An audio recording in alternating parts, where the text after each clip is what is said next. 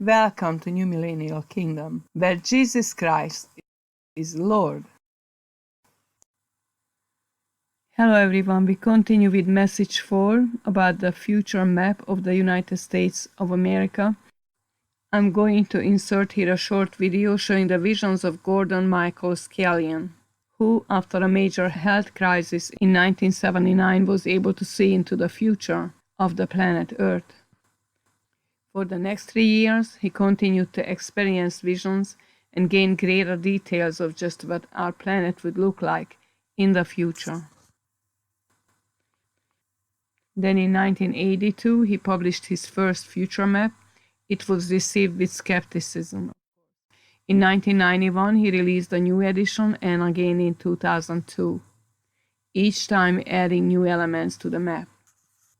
The following is a virtual tour of Gordon Michael Scallion's future map of North America.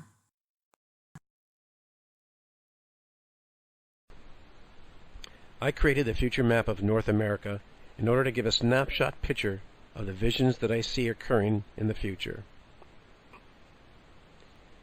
In 1991, I stated that 3 quakes would occur in the west coast of America before North America would be broken up as to form islands. Each of these 3 quakes would be greater than the next, and the third one would be greater than magnitude 9. The first 2 have occurred as were predicted. The third one has not yet occurred. The first fracture occurs along a line that can be drawn from Eureka, California, to Bakersfield to the California Baja. The cause of this is a shift in the Earth's axis. As a result, a series of islands in California will be created, so that the land mass west of the line I have just indicated fractures and water rushes into the lowest levels. In the Imperial Valley, for example, which we get a significant portion of our food from, this becomes inundated with salt water and a series of islands are formed.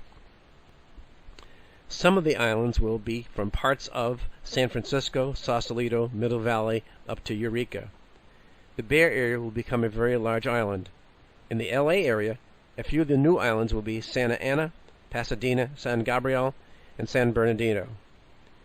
Areas of the Sierra Madre, Laguna, and San Monica Mountains will remain as islands. Within months, a second fracture will occur. A line drawn from Newport, an arc all the way through Nevada, through to Phoenix, Arizona, causing the land mass to the west to become inundated. As the axis continues to shift, these changes accelerate. New islands will be formed. As this happens, it creates additional islands in California. Portions to the east of Bakersfield, for example, and Mount Shasta will become large islands. Phoenix becomes a very large major seaport. A few months later, a third fracture occurs.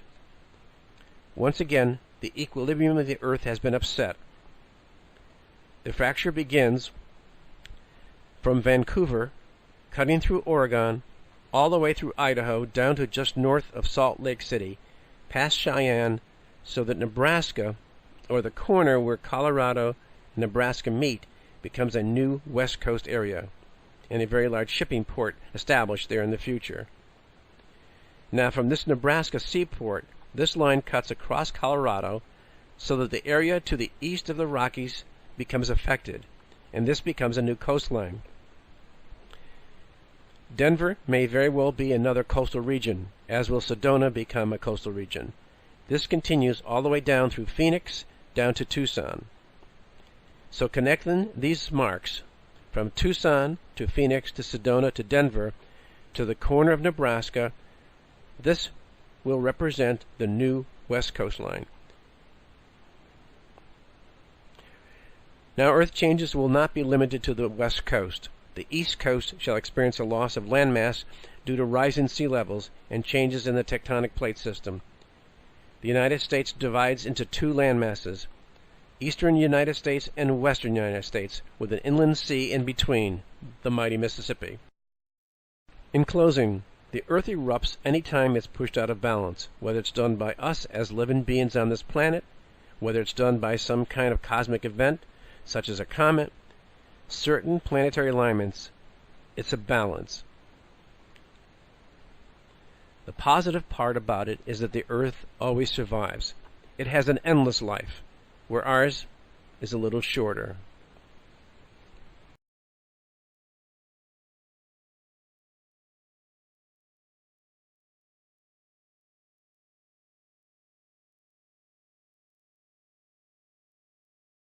No doubt this was very interesting, and now I'm going to read to you what Mekevento Melchizedek added to this in the article that I'm bringing to you, also published on Sorare Forum. You can find a link in the description box. Reading from the article. I just gave Ron a description for him to draw on a map what the new island sea will look like for where you live, Steve. Steve is one who commented on the subject prior to this, and he lives in Louisiana. Where your home is located now will be over 7,000 feet of water on top of you quickly, as the bottom will fall out of a creek you have nearby.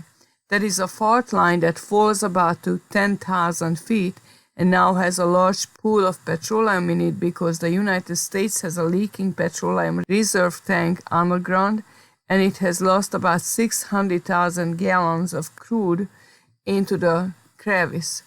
I asked Ron to draw the map and color in where we think the sea will cover, and you will see the entire state of Louisiana is underwater to at least a depth of 1 mile and more. I'm Mekevento and wish all a good day. Ron continues. I have drawn the map according to the specs Mekevento indicated the water's wedge will come to. In Chicago, the water will end about 6 miles south of the Chicago River. It splits Lake Michigan and inundates most of the Lake Superior.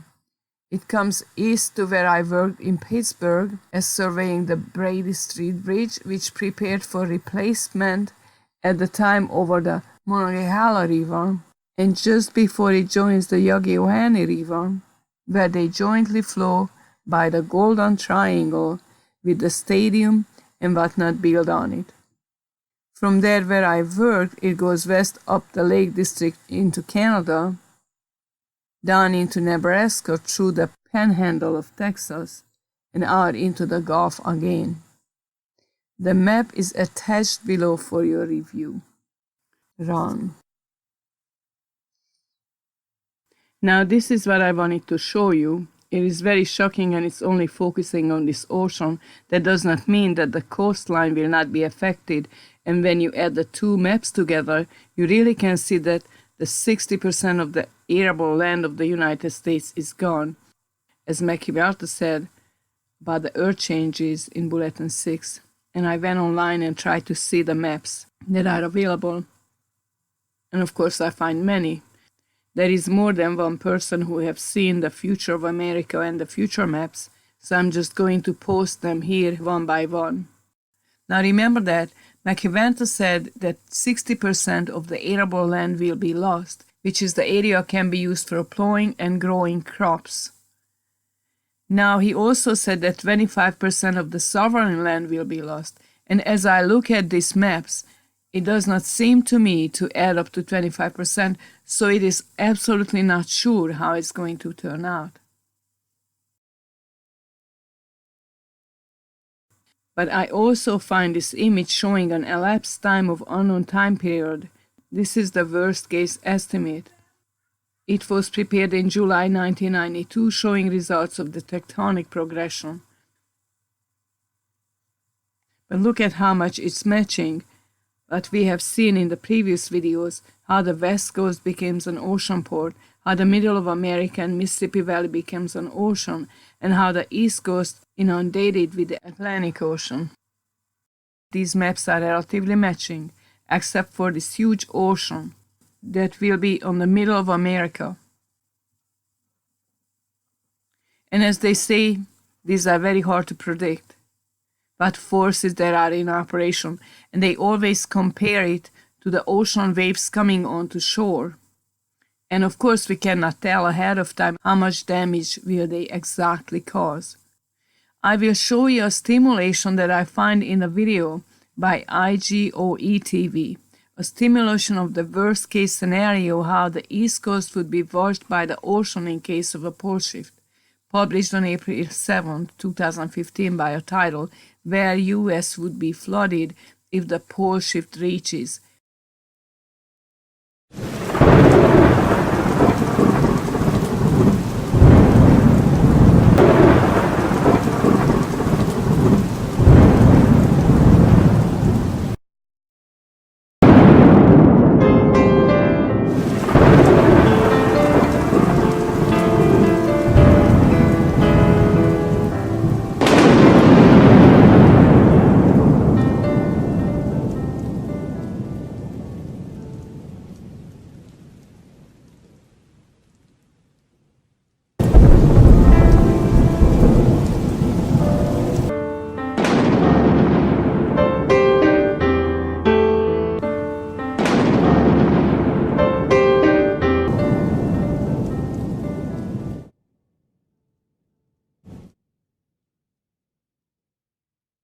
Why we need to know these things? Because God is preparing us to be able to stand in the face of adversity. His goal is not for us to fall apart and hold our hands what's coming up on the earth. First of all, again, it's coming in the next 100 years, 50 to 100 years. So it starts now, but it will not determine our future. We are going to be able to work in the next 10 years, prophesied to be 10 years of prosperity for the sons of God.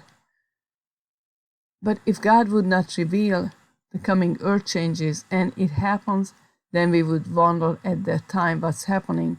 So we are going to understand and teach other people and bring in the harvest. That's our calling now, to focus on the population of the earth, that they would return to the Lord with a whole heart.